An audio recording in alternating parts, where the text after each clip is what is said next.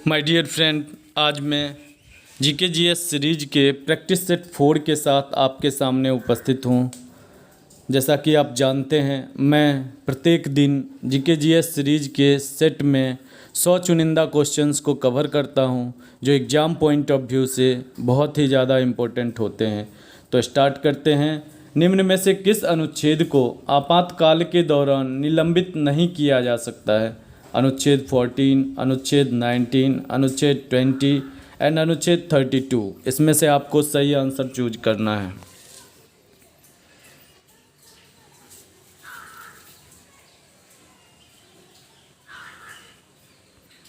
तो आपका सही आंसर होगा अनुच्छेद 20। जो भी आपातकाल, राष्ट्रीय, वित्तीय, जितने भी आपातकाल हैं, उसके दौरान लगभग सभी मौलिक अधिकार और भी सारे बहुत सारे अनुच्छेद जो होते हैं वो निलंबित कर दिए जाते हैं। लेकिन अनुच्छेद 20, जिसके तहत अपराध के विरुद्ध संरक्षण का अधिकार होता है, मतलब अगर कोई अपराधी है तो उसे 24 घंटे के अंतर्गत कोर्ट में पेश होना है, या फिर जो अपराधी है उसको अपना वकील रखने का अधिकार है, अपना पक्ष रखने का अधिकार है। ये सारे जो अधिकार अनुच्छेद 20 में दिए गए हैं उसे निलंबित नहीं किया जा सकता है। निम्न में से कबड्डी किस देश का राष्ट्रीय खेल है? आपके ऑप्शन हैं श्रीलंका, इंडोनेशिया, नेपाल, बांग्लादेश।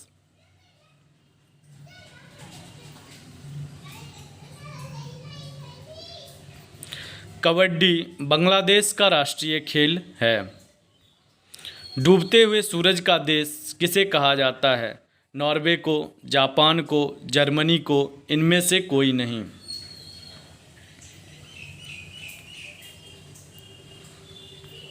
डूबते हुए सूरज का देश नॉर्वे को कहा जाता है, क्योंकि सबसे पहले सूरज यहीं पे डूबता है, जबकि जापान को उगते हुए सूरज का देश कहा जाता है। Land of rising sun Japan को कहा जाता है।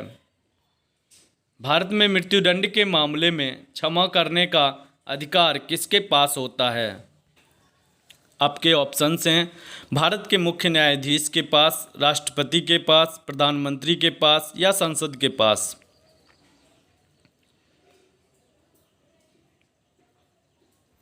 आपका सही आंसर होगा राष्ट्रपति के पास। राष्ट्रपति को बहुत सारी शक्तियां दी गई है। उसके न्यायिक शक्तियों के अंतर्गत अनुच्छेद 72 के तहत उसे क्षमादान की शक्ति प्रदान किया गया है भारत संविधान में। और क्षमादान की शक्ति के तहत राष्ट्रपति किसी भी व्यक्ति को अगर मृत्युदंड भी मिलता है तो उसे भी वह क्षमा कर सकता है। सबसे कम जिलों वाला राज्य कौन सा है? सिक्किम, त्रिपुरा, गोवा, नागालैंड। आपका सही आंसर होगा गोवा। सबसे कम जिलों वाला राज्य गोवा है। हाल ही में राज्यपाल लालजी टंडन का निधन हो गया। वह वर्तमान में किस राज्य के राज्यपाल थे? मध्य प्रदेश, उत्तर प्रदेश, गुजरात, इनमें से कोई नहीं।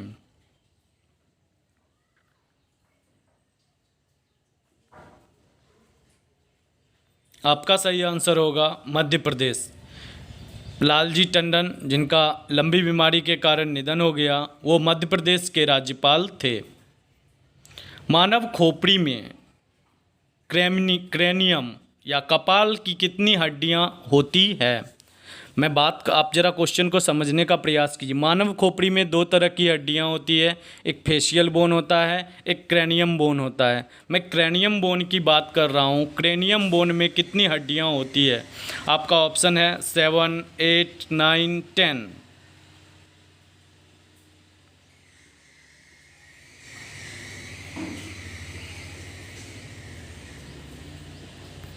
सही आंसर 8 होगा। जबकि फेशियल बोन की बात करें तो फेशियल बोन 14 होते हैं, यानी मानव खोपड़ी में टोटल 22 बोन्स होते हैं, जिसमें से 8 क्रेनियम बोन होते हैं एंड 14 फेशियल बोन होते हैं। केरल के समुद्री तट को किस नाम से पुकारा जाता है? कोंकण तट, कोरोमंडल तट, मालाबार तट, इनमें से कोई नहीं।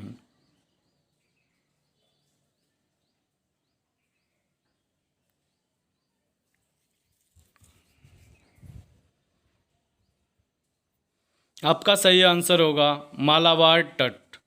केरल के समुद्री तट को मालाबार तट के नाम से जाना जाता है। वहीं अगर कोंकण तट की बात करें तो ये गोवा और महाराष्ट्र के तट को कंबाइंड रूप से कोंकण तट के नाम से जाना जाता है। नियाग्रा जलप्रपात किस नदी पर स्थित है? सेंट लॉरेंस नदी, हडसन नदी, अमेजन नदी, इनमें से कोई नहीं।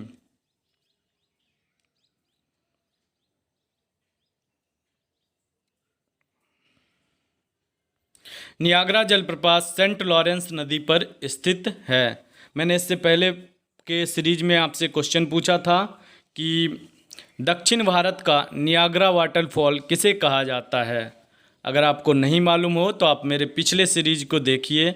ये मेरा 4th सीरीज है, इससे पहले मैंने 3 वीडियो डाले हैं। भारत की वह कौन सी पहली राजनीतिक पार्टी है जिसने इंटरनेट पे अपना वेबसाइट बनाया था? भारतीय जनता पार्टी, भारतीय राष्ट्रीय कांग्रेस, जनता दल या समाजवादी पार्टी?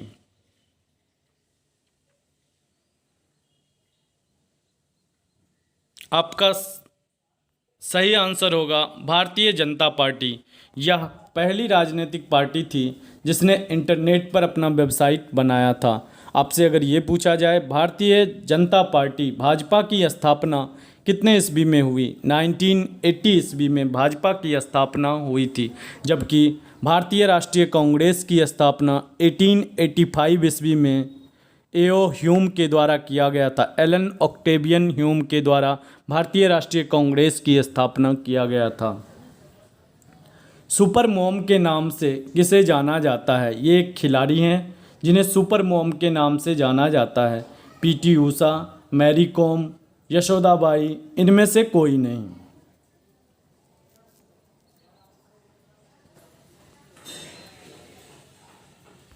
आपका सही आंसर होगा मैरी कॉम को सुपर मॉम के नाम से जाना जाता है। निम्न में से जयशंकर प्रसाद की रचनाएं कौन सी हैं? आंसू, लहर, कामायनी, उपरोक्त सभी। जयशंकर प्रसाद जो बहुत ही बड़े लेखक कवि थे, इनकी कौन सी रचनाएं हैं? आंसू, लहर, कामायनी, इनकी कौन सी रचनाएं हैं या फिर उपरोक्त सभी? आपका सही आंसर होगा उपरोक्त सभी। आंसू, लहर और कामायनी ये सभी जयशंकर प्रसाद की फेमस रचनाएं हैं। वेल्थ ऑफ नेशन किताब के लेखक कौन हैं? Henry Miller, Shakespeare, Samuel Hirsch, Adam Smith. आपको सही आंसर देना है। वेल्थ ऑफ नेशन पुस्तक के लेखक कौन हैं?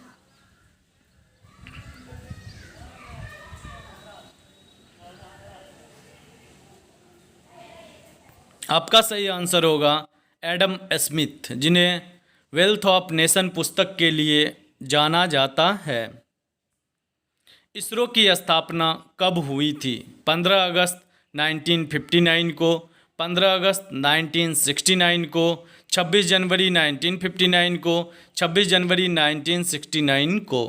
आपको डेट के साथ बताना है।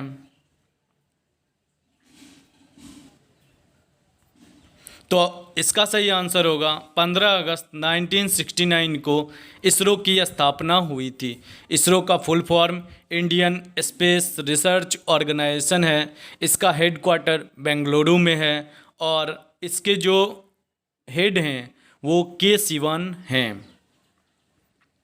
मैग्नेटाइट का रासायनिक सूत्र क्या होता है? यह लोहा का एक अयस्क है, तो आपको इसका रासायनिक सूत्र बताना है। Fe2O3, FeCO3, Fe3O4, इनमें से कोई नहीं।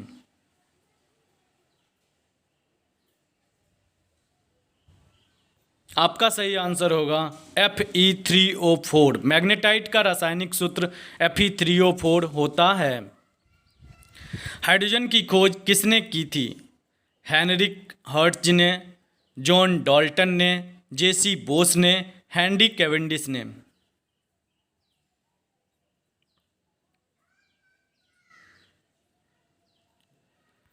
तो हाइड्रोजन की खोज हेनरी कैवेंडिश ने किया था। लोहे पर जंग लगना किस प्रक्रिया पर आधारित है? ऑक्सीकरण की प्रक्रिया, अपचयन की प्रक्रिया, वाष्पीकरण की प्रक्रिया, इनमें से कोई नहीं। ऑक्सीकरण मीन्स ऑक्सीडेशन, अपचयन रिडक्शन, या फिर वाष्पीकरण की प्रक्रिया किस प्रक्रिया पर आधारित है लोहे में जंग लगना?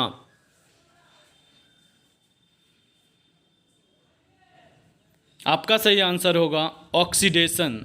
आप जानते हैं ऑक्सीकरण की प्रक्रिया वो प्रक्रिया होती है जिसमें ऑक्सीजन का जुड़ना ही ऑक्सीकरण कहलाता है, जबकि ऑक्सीजन का हटना रिडक्शन कहलाता है। भारत के अलावा कमल किस देश का राष्ट्रीय फूल है?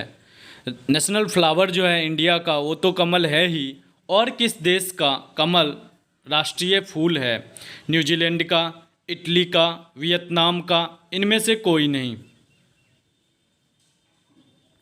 आपका सही आंसर होगा वियतनाम का जो राष्ट्रीय फूल है वो भी कमल ही है। सफ़ेद हाथियों का देश किस देश को कहा जाता है? थाईलैंड को, कांगो को, चिली को, ब्राज़ील को?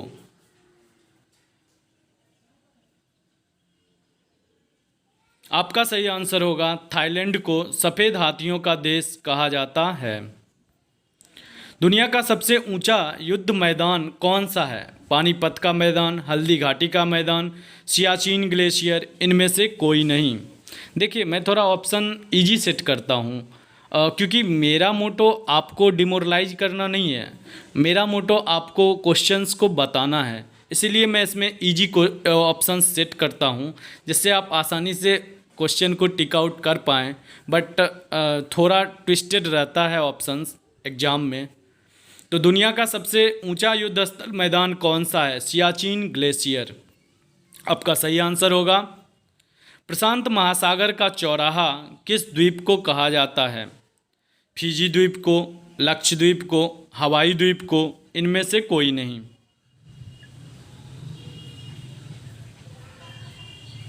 तो आपका सही आंसर होगा हवाई द्वीप को प्रशांत महासागर का चौराहा कहा जाता है। न्यूयॉर्क किस नदी के किनारे स्थित है? ये तो बहुत बार एग्जाम में पूछा गया है। सेंट लॉरेंस नदी, नील नदी, अमेजन नदी, हडसन नदी। न्यूयॉर्क जहाँ पे वाशिंगटन डीसी उसका जो संयुक्त राज्य अमेरिका की राजधानी है उसी तरह का एक बड़ा शहर न्यूयॉर्क है, और न्यूयॉर्क में आपका बहुत सारा संयुक्त राष्ट्र का मुख्यालय है और भी बहुत सारे इंटरनेशनल ऑर्गेनाइजेशन का मुख्यालय न्यूयॉर्क में है। तो आपसे पूछा गया है न्यूयॉर्क किस नदी के किनारे स्थित है? आपका सही आंसर होगा हडसन नदी के किनारे न्यूयॉर्क स्थित है। किस राज्य की भूमि को स्वर्ण फसल के नाम से जाना जाता है? मध्य प्रदेश, पंजाब, केरल, इनमें से कोई नहीं।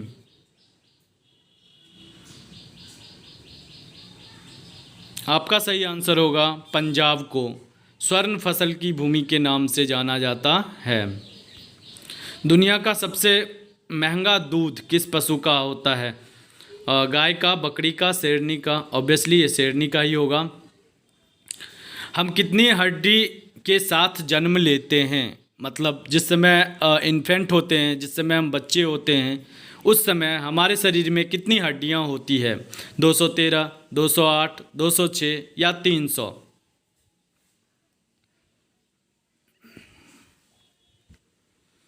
तो आपका सही आंसर होगा 300 हड्डियों के साथ हम जन्म लेते हैं, बाद में ये हड्डियां जुड़कर 206 हो जाती है। मतलब वयस्क मनुष्य के शरीर में टोटल हड्डियों की संख्या 206 होती है। दुनिया का सबसे बड़ा मछली उत्पादक देश कौन सा है? जापान, भारत, चीन, इंडोनेशिया?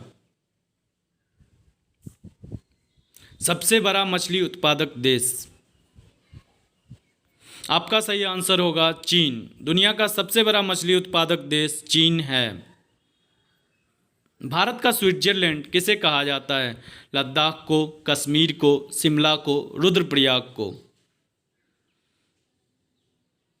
आपका सही आंसर होगा कश्मीर को भारत का स्विट्जरलैंड कहा जाता है, क्योंकि वहाँ की आबो हवा बहुत ही अच्छी है और इसे धरती का स्वर्ग भी कहा जाता है। निम्न में से भारत का सबसे बड़ा नेशनल हाईवे कौन सा है? राष्ट्रीय राजमार्ग सबसे बड़ा कौन सा है? NH1, NH9, NH44, इनमें से कोई नहीं।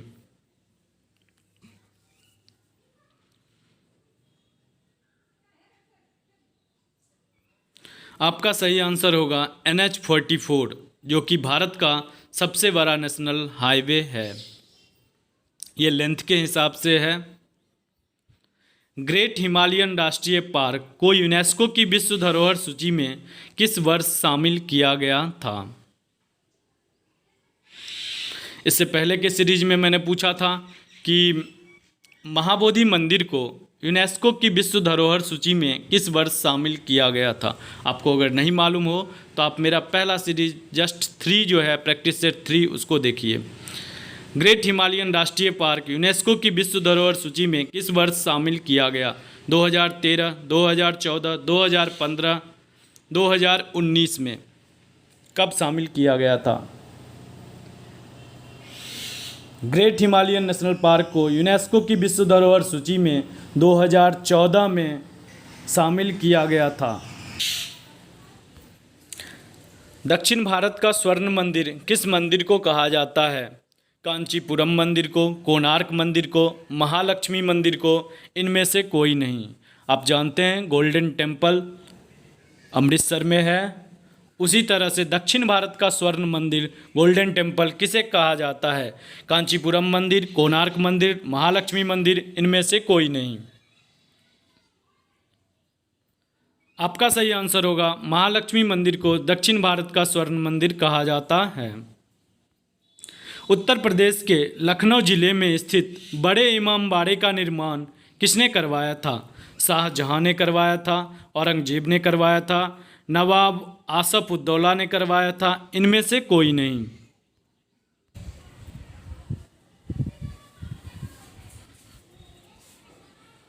तो आपका सही आंसर होगा नवाब आसफ उद्दौला ने बड़े इमामबाड़े का निर्माण करवाया था, जो कि उत्तर प्रदेश के लखनऊ जिले में स्थित है।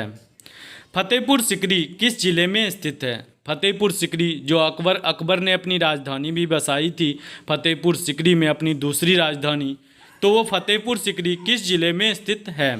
कानपुर में, आगरा में, इलाहाबाद में, लखनऊ में। अगर आपको ये जानना है कि फतेहपुर सिकरी को अकबर ने अपनी दूसरी राजधानी क्यों बनाई थी, तो आप मेरे मुग़ल डायनेस्टी का जो पहला पार्ट है उसको आप देखिए। उसमें मैंने बाबर, हुमायूं, अकबर को कवर किया है फुल डिटेल से। तो वो देखने के बाद आपको पता चलेगा फतेहपुर सिकरी का क्या महत्व था अकबर की ज़िंदगी में। तो कानपुर, आगरा, इलाहाबाद, लखनऊ, इनमें से किस जिले में फतेहपुर सिकरी स्थित है? आपका सही आंसर होगा आगरा जिले में फतेहपुर सिकरी स्थित है। देखिए ये फतेहपुर सिकरी का बिल्डिंग जो मेन बिल्डिंग है वो है, किला भी है यही। भारत का सबसे बड़ा काजू उत्पादक राज्य कौन सा है? केरल, आंध्र प्रदेश, उड़ीसा, इनमें से कोई नहीं।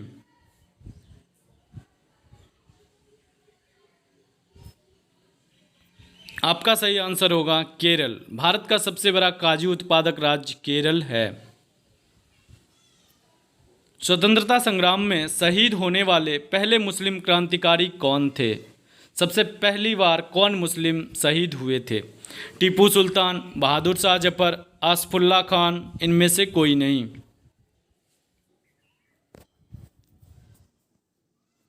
ऑप्शन इजी है, क्वेश्चन इजी नहीं है। ये ऐसे ही क्वेश्चन अब एग्जाम में पूछे जाते हैं। तो आपका सही आंसर होगा आसफुल्ला खान। ये स्वतंत्रता संग्राम में शहीद होने वाले पहले मुस्लिम क्रांतिकारी थे। हाल ही में भारत की सबसे अमीर महिला कौन बनी है? तो सावित्री जिंदल, मल्लिका श्रीनिवास, रोशनी नाडर मल्होत्रा, इनमें से कोई नहीं।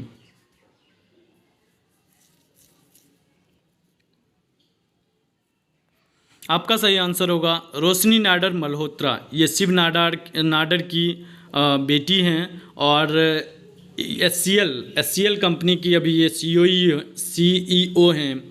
तो भारत की सबसे अमीर महिला बनी है रोशनी नाडर मल्होत्रा।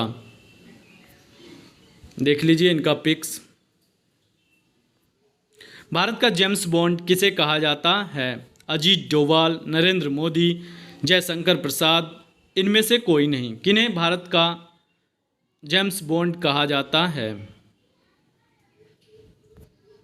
भारत का जेम्स बॉन्ड अजीत डोभाल को कहा जाता है। आप इनका पिक्चर देखिए, ये बीच में जो हैं ये अजीत डोभाल हैं, इधर एस जयशंकर थे जो पहले तो विदेश सचिव थे। जब सुषमा स्वराज विदेश मंत्री थी तब ये विदेश सचिव थे। अब सुषमा स्वराज की मृत्यु के बाद एस जयशंकर को ही विदेश मंत्रालय सौंपा गया है, और इनको तो आप जानते ही हैं, नरेंद्र मोदी। एनसीईआरटी की स्थापना किस वर्ष हुई? 1961, 1951, 1968, 1972। आपको बताना है एनसीईआरटी की स्थापना कब हुई।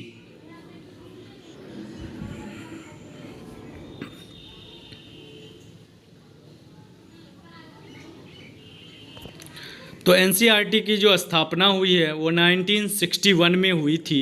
और एनसीईआरटी का फुल फॉर्म होता है national council for education research and training, national council of education research and training. तो इसकी स्थापना 1961 में हुई थी। क्षेत्रफल की दृष्टि से विश्व का सबसे छोटा महाद्वीप कौन सा है? अफ्रीका महाद्वीप, यूरोप महाद्वीप, ऑस्ट्रेलिया महाद्वीप, अंटार्कटिका महाद्वीप।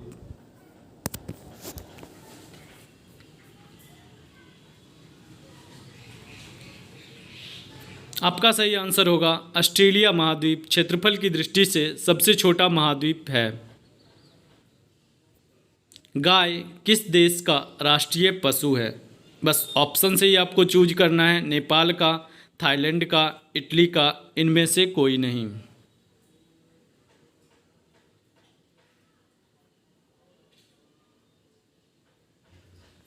गाय नेपाल का राष्ट्रीय पशु है, नेशनल एनिमल है। महारानी लक्ष्मीबाई के बचपन का नाम क्या था? मनु, मणिकर्णिका, गिरधारी, ए और बी दोनों, यानी मनु और मणिकर्णिका दोनों।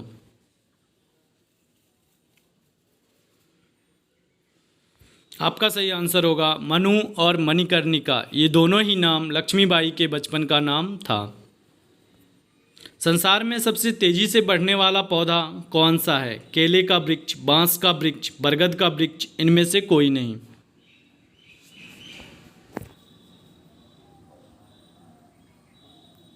तो आपका सही आंसर होगा बांस का जो पेड़ होता है वो सबसे तेजी से पौधा, बांस का जो पौधा होता है वो सबसे तेजी से बढ़ने वाला पौधा है। ढिंग एक्सप्रेस के नाम से किसे जाना जाता है? ये भी एक खिलाड़ी हैं जिन्हें ढिंग एक्सप्रेस के नाम से जाना जाता है। पीटी ऊषा को, मिल्खा सिंह को, हिमा दास को, उसेन बोल्ट को।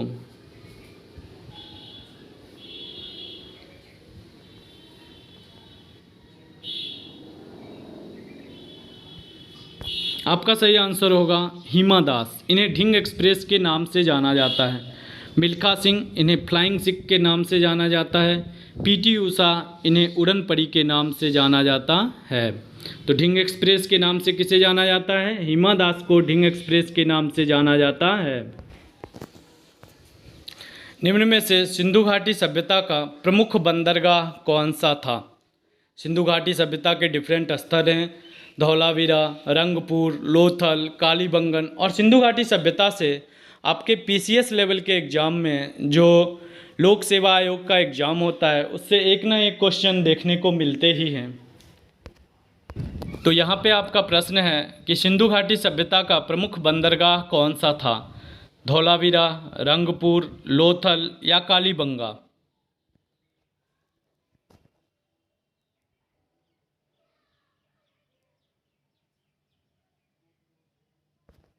आपका सही आंसर होगा लोथल। यह प्रमुख बंदरगाह था सिंधु घाटी सभ्यता का। 7 पहाड़ियों का नगर किसे कहा जाता है? जयपुर को, चेन्नई को, रोम को, कैलिफोर्निया को। 7 पहाड़ियों का नगर किसे कहा जाता है?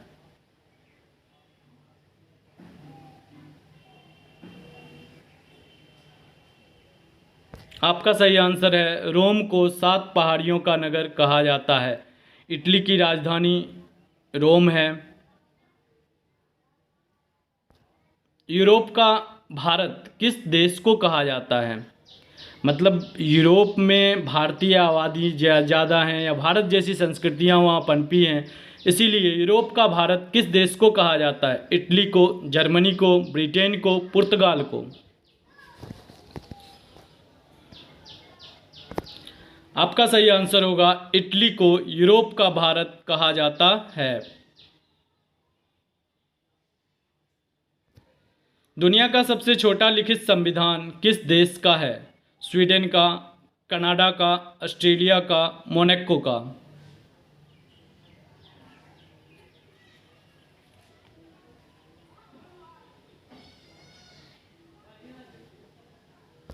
तो आपका आंसर होगा मोनाको का दुनिया का सबसे लिखित संविधान है। वहीं अगर आपसे ये पूछा जाए कि सबसे पहला संविधान किस देश का बना? संयुक्त राज्य अमेरिका का। उसके बाद पूछा जाए कि सबसे बड़ा लोकतंत्र कौन सा है, तो इंडिया। सबसे पुराना लोकतंत्र कौन सा है? संयुक्त राज्य अमेरिका। बट यहाँ पे क्वेश्चन है आपका, सबसे छोटा लिखित संविधान किस देश का है? मोनाको का है। केदारनाथ मंदिर उत्तराखंड राज्य के किस जिले में है? आप जानते हैं इससे पहले जो बाढ़ आया था, केदारनाथ के मंदिर को कोई भी क्षति नहीं पहुंची थी, उत्तराखंड में ही बाढ़ आया था। तो पूछा जा रहा है आपसे कि केदारनाथ मंदिर उत्तराखंड के किस जिले में स्थित है? नैनीताल जिले में, रुद्रप्रयाग जिले में, देहरादून जिले में, इनमें से कोई नहीं।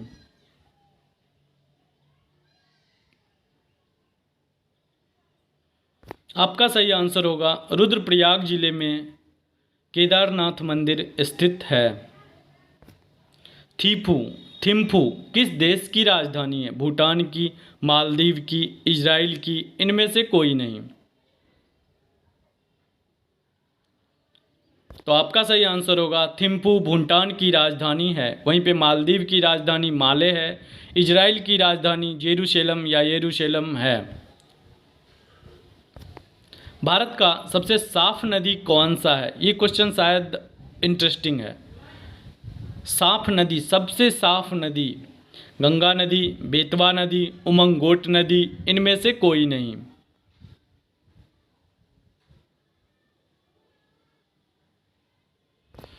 आपका सही आंसर है उमंगोट नदी। मैं आपको इसका पिक्चर दिखाता हूँ, आपको देखकर आश्चर्य होगा, और ये रियल है।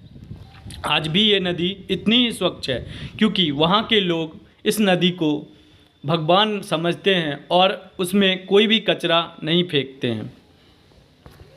देखिए, आपको लग रहा होगा कि ये फेक पिक्स है, बट ये सही है। आप उमंगोट नदी को सर्च कर सकते हैं और देखने के बाद आपको सिर्फ ऐसा ही सीन दिखाई देगा। इसके ज़मीन पे क्या है वो क्लियर, क्रिस्टल क्लियर है।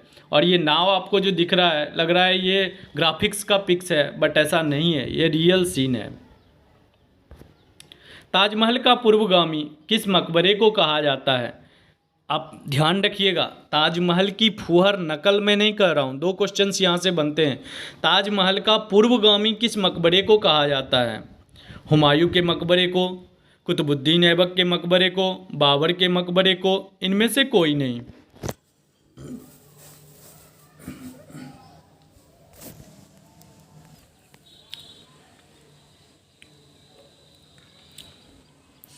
तो आपका सही आंसर होगा, ताजमहल का पूर्वगामी हुमायूं के मकबरे को कहा जाता है। जबकि ताजमहल का फूहर नकल, जो बीबी का मकबरा है, औरंगजेब ने बनवाया था औरंगाबाद में, उसे ताजमहल की फूहर नकल कहा जाता है, या दूसरा ताजमहल भी कहा जाता है। अगर आपसे ये पूछा जाए ताजमहल का पूर्वगामी किस मकबरे को कहा जाता है, तो वो हुमायूं का मकबरा। अगर ये पूछा जाए कि ताजमहल की फूहर नकल या दूसरी ताजमहल किसे कहा जाता है, बीबी के मकबरे को, जिसे औरंगजेब ने बनवाया था। पेंच सिंग वाला बकरा मारखोर, लोकल नाम है मारखोर, किस देश का राष्ट्रीय पशु है? Indonesia, Pakistan, Iraq, Turkmenistan.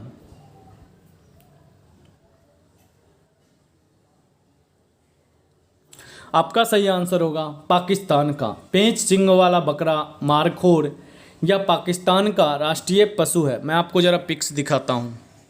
देखिए ये जो पिक्स आपको दिख रहा है यही मारखोर का पिक्स है जो कि पाकिस्तान का राष्ट्रीय पशु है।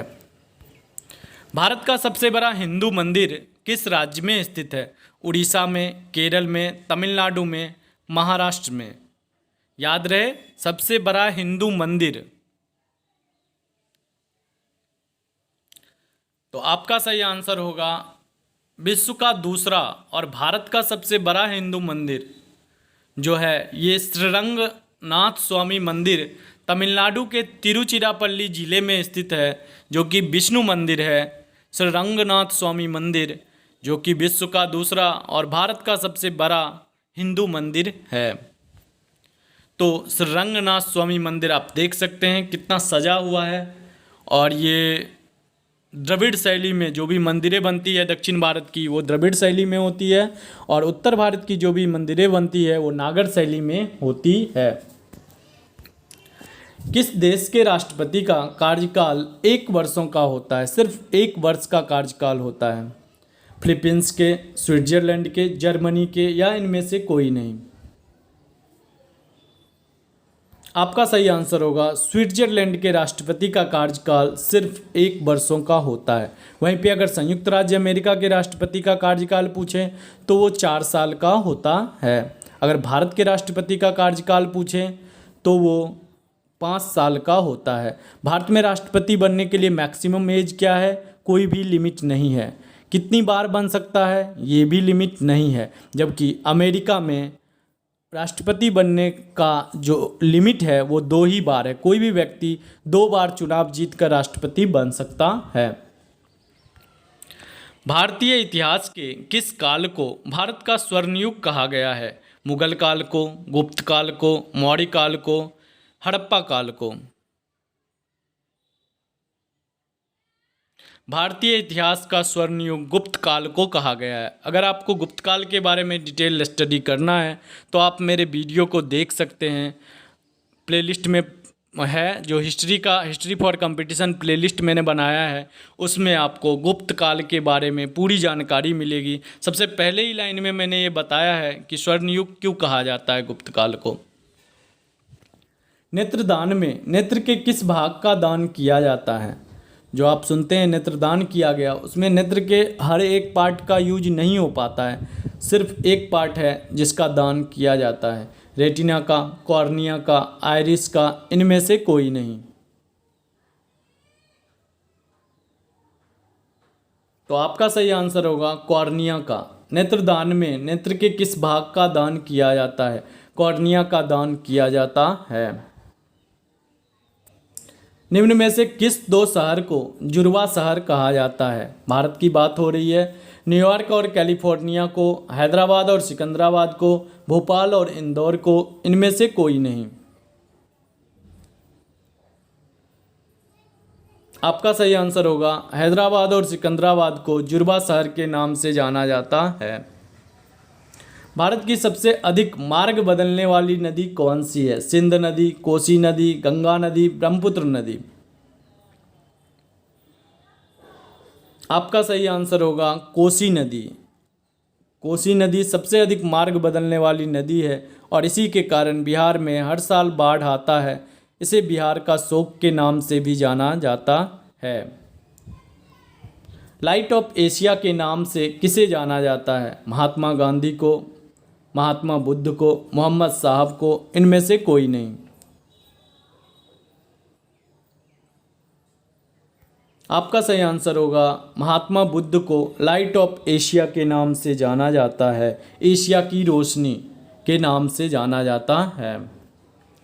भारत में हरित क्रांति का जनक किसे माना जाता है? नॉर्मली बोरलॉग को, एम.एस. स्वामीनाथन को, लाल बहादुर शास्त्री को, इनमें से कोई नहीं।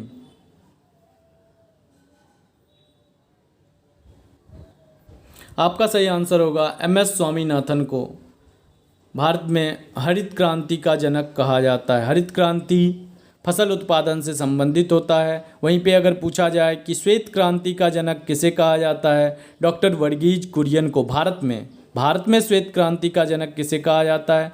डॉक्टर वर्गीज कुरियन को जाना जाता है। श्वेत क्रांति दुग्ध उत्पादन से संबंधित होता है। एशिया का सबसे बड़ा सोलार प्लांट कहाँ लगाया गया है? रीवा में, पुणे में, कोलकाता में, इनमें से कोई नहीं। हाल ही में लगाया गया है एशिया का सबसे बड़ा सोलार प्लांट।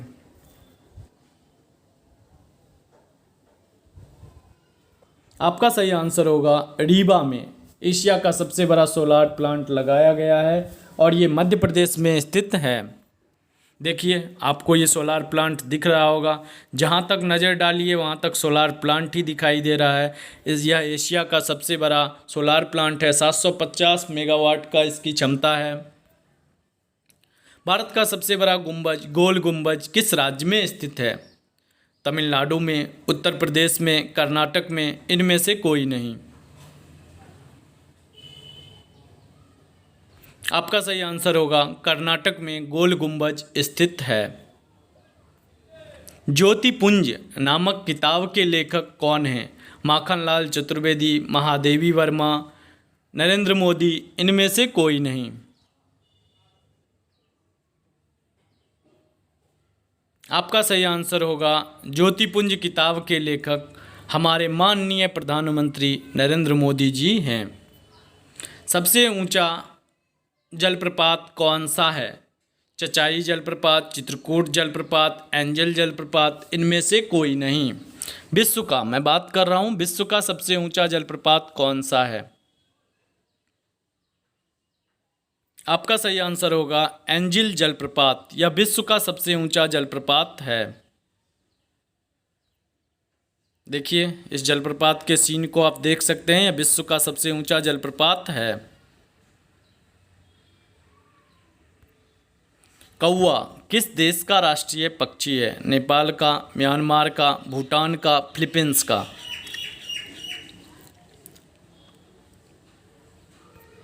आपका सही आंसर होगा भूटान का राष्ट्रीय पक्षी है। आपको लग रहा होगा ये सब क्वेश्चन मैं क्यों डालता हूँ, क्योंकि एग्जाम में अपने पड़ोसी देश के जो भी राष्ट्रीय चिन्ह या राष्ट्रीय पशु, राष्ट्रीय पक्षी, राष्ट्रीय खेल, ये कभी कभी एनटीपीसी के एग्ज़ाम में पूछे जाते हैं, तो इसीलिए मैं इसको डालता हूँ।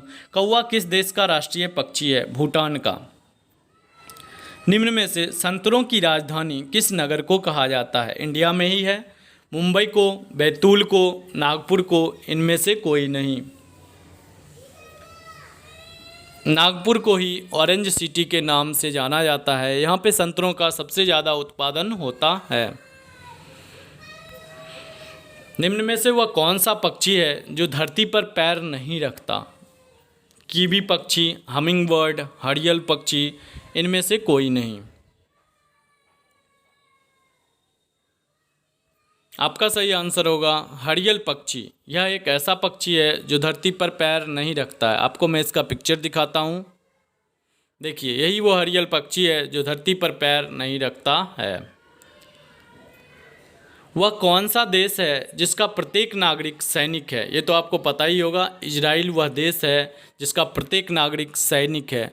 यही विडंबना है, जो बड़े देश, जो सक्सेसफुल देश हैं, उनके राष्ट्राध्यक्ष इतने मजबूत हैं कि इनके बेटे, ऐसा कहा जाता है कि इजराइल के जो प्रधानमंत्री हैं उनके बेटे भी सेना में शामिल हैं। तो ये वह कौन सा देश है जिसका प्रत्येक नागरिक सैनिक है? इजराइल। निम्न में से मक्का नामक स्थान किससे संबंधित है? मक्का मदीना जो है अकबर से, मोहम्मद साहब से, महमूद गजनबी से, मोहम्मद गोरी से। मक्का नामक जो स्थान है वह मोहम्मद साहब से संबंधित है। इन्हें इस्लाम धर्म का संस्थापक भी माना जाता है।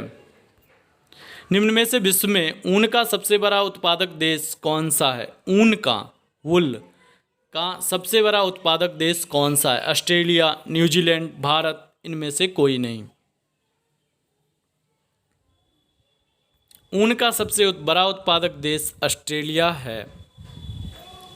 भारत का वह पहला राज्य कौन सा है जिसने हाल ही में 100% घरों में गैस कनेक्शन उपलब्ध कराया है? मैं बीच बीच में कुछ जो मोस्ट इम्पोर्टेंट जो करंट अफेयर होते हैं उनको डालते रहता हूँ। अब भला आप ही बताइए, ये पहला ऐसा राज्य है जिसने 100% घरों में गैस कनेक्शन उपलब्ध कराया है, तो ये इम्पोर्टेंट क्वेश्चन बनता ही है, तो मैं उसे इस सीरीज में कवर करता हूँ। राजस्थान, हिमाचल प्रदेश, झारखंड, तेलंगाना। तो आपका सही आंसर होगा हिमाचल प्रदेश ऐसा राज्य है जिसने सभी घरों में, मतलब 100% घरों में गैस कनेक्शन उपलब्ध कराया है। हाल ही में विश्व जनसंख्या दिवस किस तिथि को मनाया जाता है? आपको भी मालूम होगा, 11 जुलाई को विश्व जनसंख्या दिवस मनाया जाता है। भारत का पहला लाइकेन पार्क किस राज्य में विकसित किया गया है? और लाइकेन के बारे में मैं बता दूं, लाइकेन जो होता है यह एयर पॉल्यूशन को नापने के लिए उपयोग किया जाता है। लाइकेन की उपस्थिति एयर पॉल्यूशन को दिखाती है, कितना एयर पॉल्यूशन है, कितना नहीं है। तो भारत का पहला लाइकेन पार्क किस राज्य में विकसित किया गया है? हिमाचल प्रदेश में, मणिपुर में, उत्तराखंड में, इनमें से कोई नहीं। पहला, तो आपका सही आंसर होगा उत्तराखंड में भारत का पहला लाइकेन पार्क स्थापित किया गया है। निम्न में से मैसिडोनिया नामक स्थान से किसका संबंध है? हेलियोडोरस का, कनिष्क का, सिकंदर महान का, अशोक सम्राट का।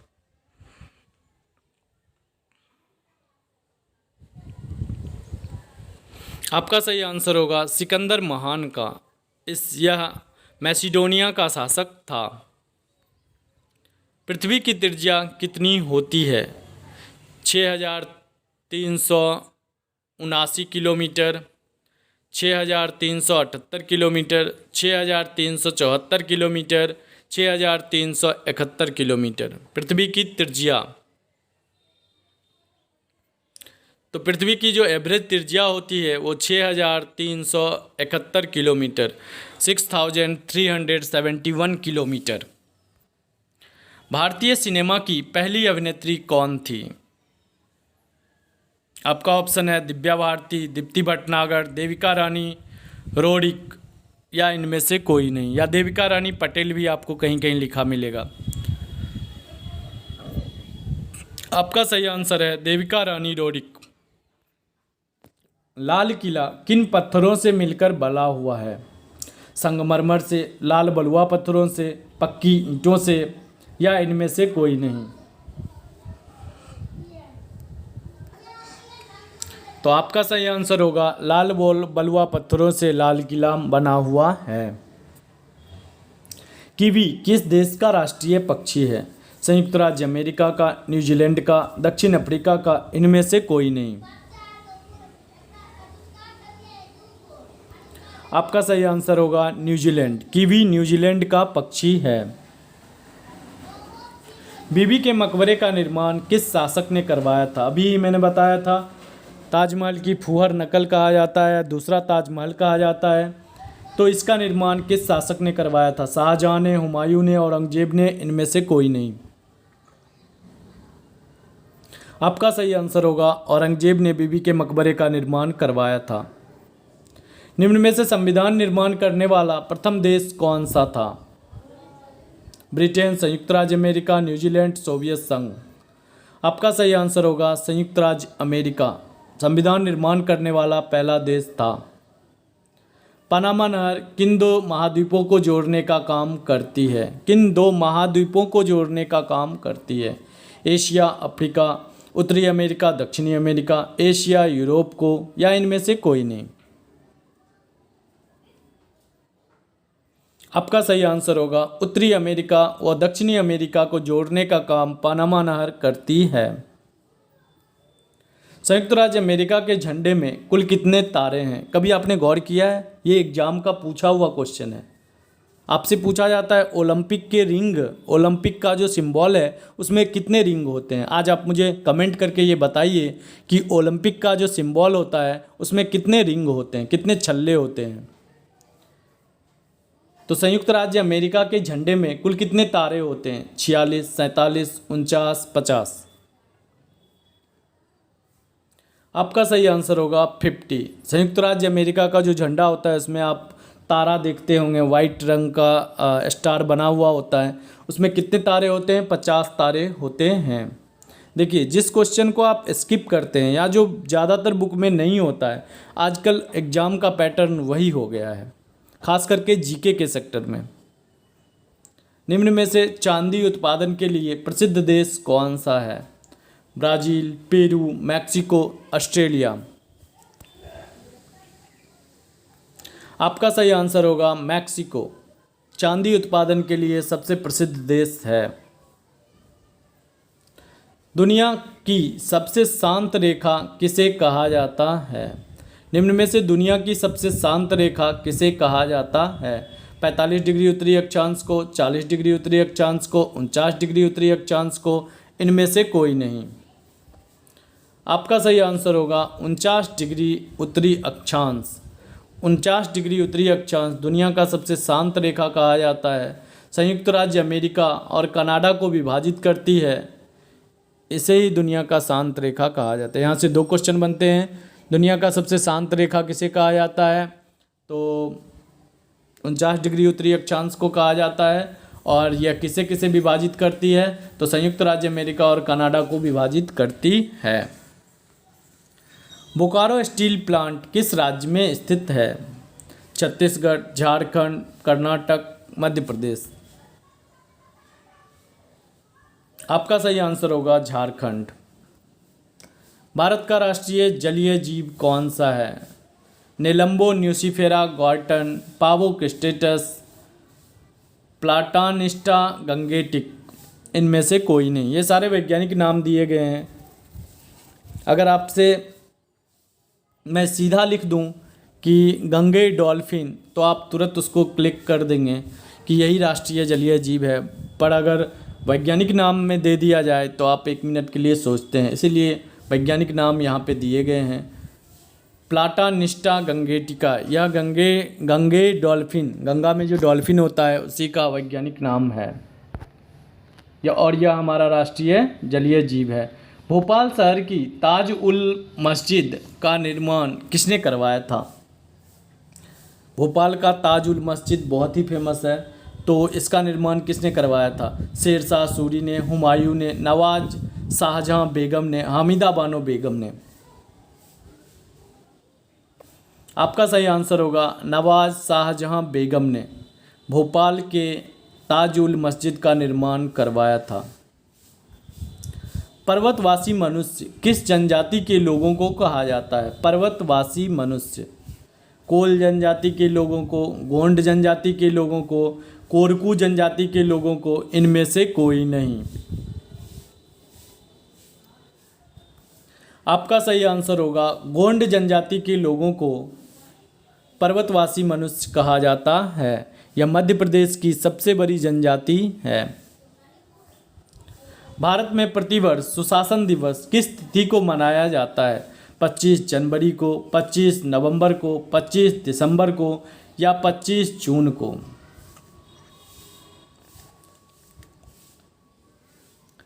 आपका सही आंसर होगा 25 दिसंबर को सुशासन दिवस भारत रत्न डॉक्टर अटल बिहारी वाजपेयी के जन्म दिवस पर मनाया जाता है। निम्न में से कंदरिया महादेव मंदिर का निर्माण किसने करवाया था? ये एक फेमस हिंदू टेम्पल है, कंदरिया महादेव मंदिर। इसका निर्माण किसने करवाया था? चंदेल शासक गंडदेव ने, चंदेल शासक धंगदेव ने, विद्याधर ने या इनमें से कोई नहीं? आपका सही आंसर होगा विद्याधर ने कंदरिया महादेव मंदिर का निर्माण करवाया था। मध्य प्रदेश में स्थित एरन अभिलेख का संबंध किस जिले से है? सतना, सागर, दहोम, रीवा। एरन अभिलेख का संबंध किससे संबंधित है? और एरन अभिलेख मौर्य काल से संबंधित है। डिटेल के लिए आप मेरा मौर्य वंश का वीडियो देखिए। आपका सही आंसर होगा सागर। मध्य प्रदेश का सागर जिला जो है उसी से एरन अभिलेख संबंधित है। सास बहू का मंदिर किस किले में स्थित है? चंदेरी के किले में, धार के किले में, ग्वालियर के किले में, इनमें से कोई नहीं। ये मैंने हंसी के लिए क्वेश्चन नहीं डाले हैं, ये एग्जाम का पूछा हुआ क्वेश्चन है। तो सास बहू का मंदिर जो है ग्वालियर के किले में स्थित है। आपको जरा मंदिर का आप सर्च कर लीजिए, बहुत ही फेमस मंदिर है ग्वालियर के किले में। निम्न में से विदिशा का गरुड़ स्तंभ किससे संबंधित है? विदिशा का गरुड़ स्तंभ किससे संबंधित है? अशोक, हेलियोडोरस, कनिष्क, पुष्यमित्र, शुंग। आपका सही आंसर होगा हेलियोडोरस। गरुड़ स्तंभ। भरहुत स्तूप मध्य प्रदेश के किस जिले में स्थित है? रायसेन, सतना, पन्ना, ग्वालियर। आपका सही आंसर होगा सतना जिले में भरहुत स्तूप स्थित है। वर्तमान राष्ट्रीय महिला आयोग की अध्यक्ष कौन सी है? जयंती पटनायक, स्मृति ईरानी, रेखा शर्मा। आपका सही आंसर होगा रेखा शर्मा वर्तमान राष्ट्रीय महिला आयोग की अध्यक्ष हैं। मलेरिया के साक्ष्य किस हड़प्पाई स्थल से मिले हैं? लोथल, धौलावीरा, रंगपुर, मोहनजोदड़ो।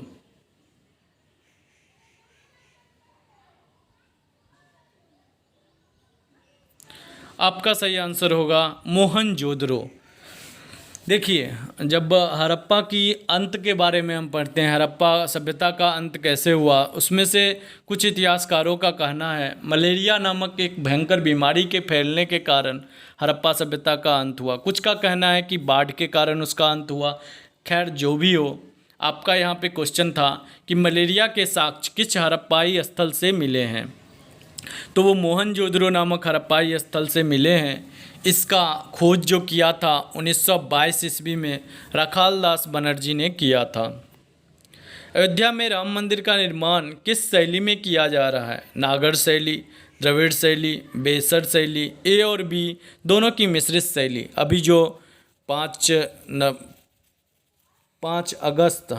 अगस्त को जो आपका ये शिलान्यास हुआ था, उसमें अयोध्या में राम मंदिर निर्माण की बात की गई है। तो राम मंदिर का निर्माण किस शैली में किया जाएगा? आपका सही आंसर होगा नागर शैली में किया जाएगा। आंध्र प्रदेश द्वारा प्रस्तावित 3 राजधानी में कौन सम्मिलित नहीं है? आंध्र प्रदेश की 3 राजधानियां बनाई गई है, जिसमें से कौन सी राजधानी शामिल नहीं है? अमरावती, विजयवाड़ा, विशाखापत्तनम, कुर्नूल। आपका सही आंसर होगा विजयवाड़ा।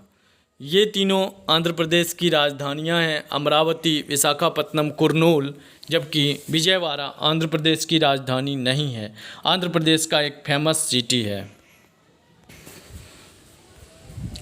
निम्नलिखित में से किस राज्य में केवल एक राजधानी है? महाराष्ट्र, हिमाचल प्रदेश, असम, जम्मू कश्मीर।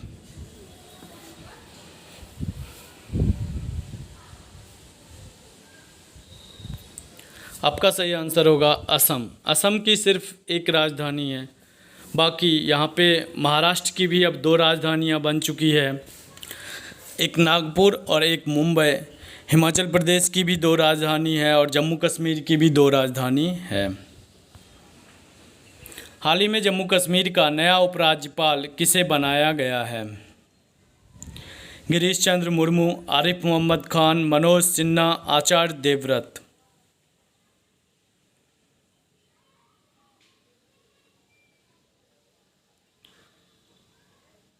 आपका सही आंसर होगा मनोज सिन्हा।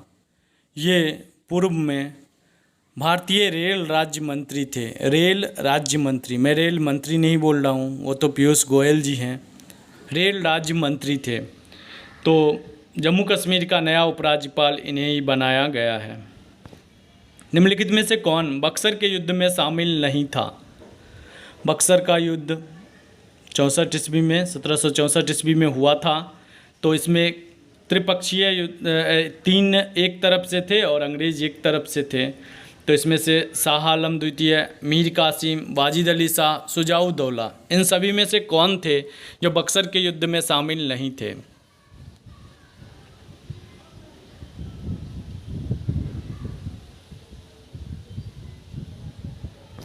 आपका सही आंसर होगा वाजिद अली शाह। ये बक्सर के युद्ध में शामिल नहीं थे।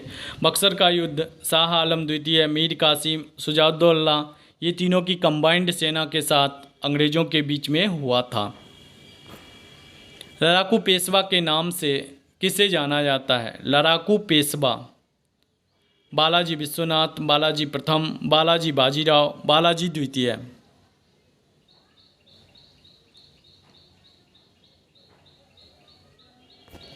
आपका सही आंसर होगा बाजीराव प्रथम। इसे लड़ाकू पेशवा के नाम से जाना जाता है। कामागाटा मारू क्या था? औद्योगिक केंद्र, एक बंदरगाह, एक जहाज, सेना का एक टुकड़ी। आपका सही आंसर होगा कामागाटा मारू, यह एक जहाज था। भागवत धर्म का उल्लेख प्राप्त होता है रुमनदेही अभिलेख से, नासिक के प्रशस्ति लेख से, बेसनगर के अभिलेख से, कलिंग अभिलेख से। भागवत धर्म, जो आज भागवत कथाएं वगैरह होती है, वो किस से उल्लेख कहाँ पे मिलता है?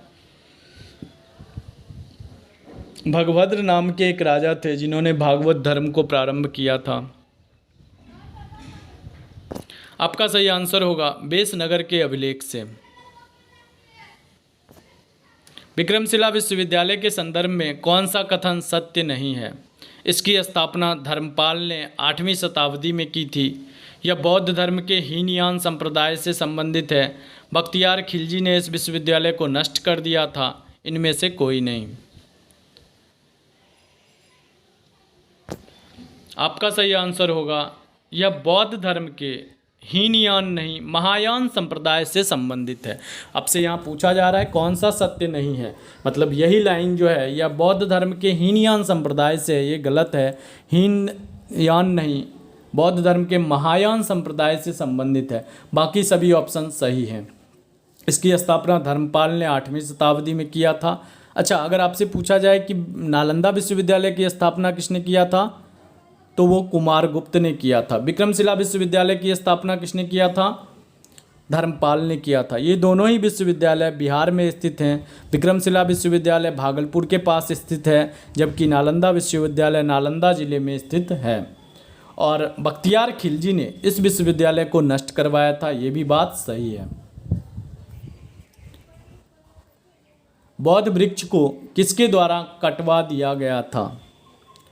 मिहिर कुल के द्वारा, बख्तियार खिलजी के द्वारा, शशांक के द्वारा, पुष्यमित्र शुंग के द्वारा। आपका सही आंसर होगा शशांक के द्वारा। बौद्ध वृक्ष को कटवा दिया गया था। बौद्ध वृक्ष जो कि बोध गया में स्थित है, जिस वृक्ष के नीचे, यह एक पीपल का वृक्ष है जिस वृक्ष के नीचे बुद्ध को ज्ञान की प्राप्ति हुई थी। इसे शशांक ने कटवा दिया था क्योंकि वो बौद्ध धर्म को नहीं मानता था। निम्न में से कौन सा कथन सिंधु घाटी सभ्यता के संदर्भ में असत्य है? यह एक नगरीय सभ्यता थी। इसमें लौह युगीन सभ्यता भी कहा जाता है। सड़क की निर्माण एक दूसरे को समकोण पर काटती थी। इस सभ्यता का मुख्य व्यवसाय कृषि था। आपको असत्य कथन को चूज करना है।